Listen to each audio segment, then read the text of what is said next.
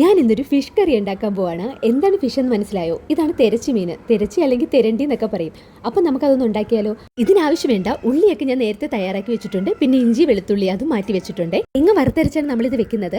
വറുക്കുന്നതിന് മുന്നേ തേങ്ങ ജസ്റ്റ് മിക്സിയിലിട്ട് ഒന്ന് ക്രഷ് ചെയ്തെടുത്ത് കഴിഞ്ഞാൽ പെട്ടെന്ന് നമുക്കത് വറന്ന് വരും. പാൻ ഒന്ന് ചൂടായി വരുമ്പോൾ അതിൽ കുറച്ച് വെളിച്ചെണ്ണ ഒഴിച്ചിട്ട് ഈ തേങ്ങയിട്ട് നന്നായിട്ടൊന്ന് ഇളക്കി യോജിപ്പിക്കണം. അതിലേക്ക് പിന്നെ നമ്മൾ കുറച്ച് സാധനങ്ങളും കൂടി ആഡ് ചെയ്തെടുക്കുന്നുണ്ട്. എന്തൊക്കെയാണെന്ന് നോക്കാം. ആദ്യം കുറച്ച് കറിവേപ്പില ഇട്ട് കൊടുക്കുന്നുണ്ട്. അതിനുശേഷം അത് വീണ്ടും ചെറുതായിട്ടൊന്ന് മിക്സ് ചെയ്തെടുക്കുക.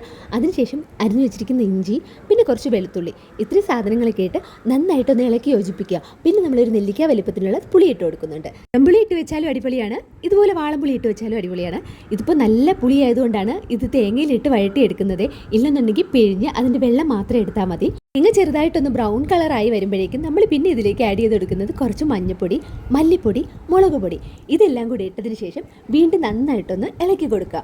നല്ല ബ്രൗൺ കളർ ആവണം കേട്ടോ, അപ്പോഴാണ് ആ കറിക്ക് അതിൻ്റെ ഒരു കളർ വരത്തുള്ളൂ. നല്ല ബ്രൗൺ കളറായി എന്ന് ഉറപ്പ് വരുത്തുമ്പോൾ അത് നമുക്ക് എടുത്തൊന്ന് മാറ്റി തണുക്കാനായിട്ട് വെക്കാം. അതിൻ്റെ ചൂടൊക്കെ മാറിയതിന് ശേഷം മിക്സിയുടെ ജാറിലോട്ടിട്ട് നമുക്കത് നന്നായിട്ടൊന്ന് അരച്ചു മാറ്റി വെക്കാവേ. കറി ബാക്കി ഞാൻ വെക്കുന്നത് മണ്ണിൻ്റെ ഈ ഒരു ചട്ടിയിലാണ്. അപ്പോൾ നമ്മൾ എണ്ണ ഒഴിച്ചു, കടുക് കറിവേപ്പിലും മുളകൊക്കെ ഇട്ടതിന് ശേഷം അരിഞ്ഞു വെച്ചിരിക്കുന്ന ഇഞ്ചിയും വെളുത്തുള്ളി ഇട്ട് നന്നായിട്ട് അതൊന്ന് മൂപ്പിച്ചെടുക്കുക. അതിനുശേഷം അതിലേക്ക് നമ്മൾ അരിഞ്ഞു വെച്ചിരിക്കുന്ന ഉള്ളിയിട്ട് അത് നന്നായിട്ട് ഇളക്കി ആവശ്യത്തിന് ഉപ്പും കൂടെ ഇട്ട് അതൊന്ന് വഴണ്ട് വരുന്നത് വരെ ഇളക്കി കൊടുക്കുക. അതുപോലെ കളർ മാറി വരുമ്പോഴേക്കും നമ്മൾ നേരത്തെ അരച്ചു വെച്ചിരിക്കുന്ന ആ തേങ്ങയുടെ അരപ്പുണ്ടല്ലോ അത് ഇതിലേക്കിട്ട് നന്നായിട്ടൊന്ന് ഇളക്കി യോജിപ്പിക്കുക. പിന്നെ അതിലേക്ക് നമുക്ക് ആവശ്യത്തിന് കുറച്ച് വെള്ളം കൂടെ ചേർത്തിട്ട് ഉപ്പൊക്കെ ഒന്ന് നോക്കാം. ഈ സമയം ഉപ്പ് കുറവാണെന്നുണ്ടെങ്കിൽ കുറച്ചുകൂടി ഉപ്പ് ആഡ് ചെയ്ത് എടുക്കാം. കുറച്ച് നേരം എന്നിട്ട് ഇതൊന്ന് അടച്ചു വെക്കുക. അപ്പോഴേക്കും നല്ല തിളച്ച് വരുവേ. തിളച്ച് വരുന്ന ഇതിലോട്ടാണ് നമ്മളിനി ആ മീനിൻ്റെ കഷ്ണങ്ങൾ എടുത്ത് ഇട്ട് കൊടുക്കാൻ പോകുന്നത്. കിട്ടിയത് അത്യാവശ്യം നല്ല ഫ്രഷ് ആയിട്ടുള്ള മീനായിരുന്നു എന്ന് തോന്നുന്നു.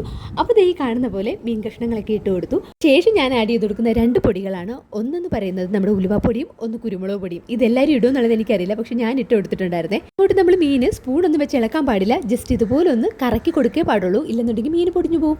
അപ്പോൾ ഇപ്പോൾ ഏകദേശം റെഡിയായി വന്നിട്ടുണ്ട്. ലാസ്റ്റ് ഇതിൽ കുറച്ച് കറിവേപ്പിലയും കൂടി ഇട്ട് കഴിഞ്ഞാൽ എൻ്റെ മക്കളെ അടിപൊളി സാധനമാണ്.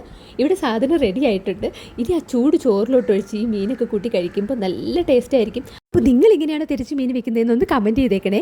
അപ്പോൾ അടുത്ത വീഡിയോയിൽ വീണ്ടും കാണാം. ചാനൽ ഇഷ്ടപ്പെട്ടാൽ സബ്സ്ക്രൈബ് ചെയ്യണേ. വീഡിയോ ഇഷ്ടപ്പെട്ടാൽ ലൈക്ക് ചെയ്യാനും കമൻറ്റ് ചെയ്യാനും മറക്കല്ലേ.